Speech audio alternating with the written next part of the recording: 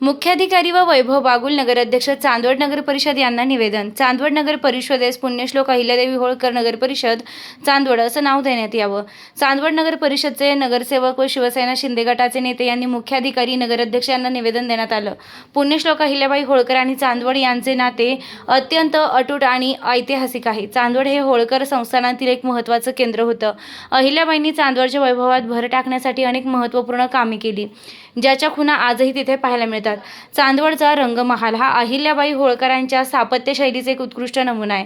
हा राजवाडा लाकडी कोरीव कामासाठी प्रसिद्ध आहे। याचं छत आणि खांब अतिशय सुबक आहे। एकेकाळी हा होळकर सरकारांचा प्रशासकीय गड होता। आजही या राजवाड्याची भव्यता पाहण्यासारखी आहे।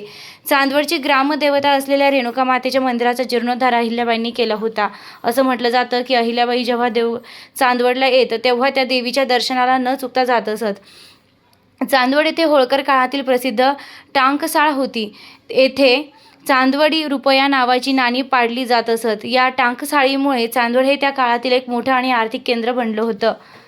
व्यापाराला चालना देण्यासाठी त्यांनी इंदूर ते पुणे या मार्गावरील चांदवडचा टप्पा अधिक सुरक्षित आणि सोयीस्कर केला। अहिल्याबाई होळकरांच्या दूरदृष्टीमुळे चांदवडला एका ऐतिहासिक शहराची ओळख मिळाली।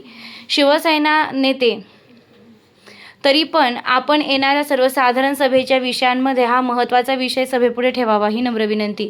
संदीप तात्या उगले नगरसेवक तथा गटनेते शिवसेना शिंदे तालुका प्रमुख निलेश ढगे, शिवसेना गटनेते आंबला नम्र, संदीप तात्या मधुकर उगले नगरसेवक प्रभाग क्रमांक 4, गटनेते शिवसेना गट, शिवसेना तालुका प्रमुख निलेश ढगे, नगरसेवक सुधीर कबाडे, नगरसेवक प्रदीप बनकर, नगरसेवक राजू बागवान, नगरसेविका पल्लवी मोरे, नगरसेवक सुधीर कबाडे उपस्थित होते।